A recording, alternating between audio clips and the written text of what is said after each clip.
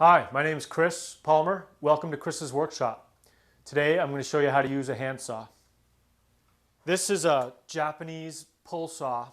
It cuts on the pull stroke, not on the push stroke.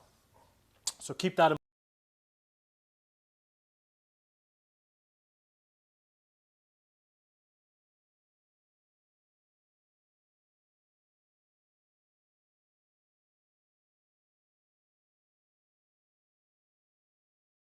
mind of your work.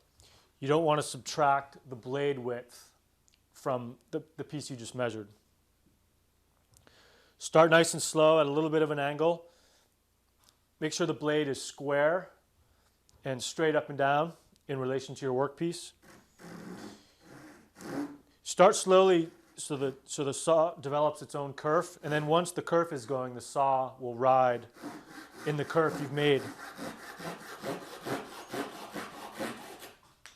As you get to the end of the cut, slow down a little bit so you don't get tear out as the blade exits the wood.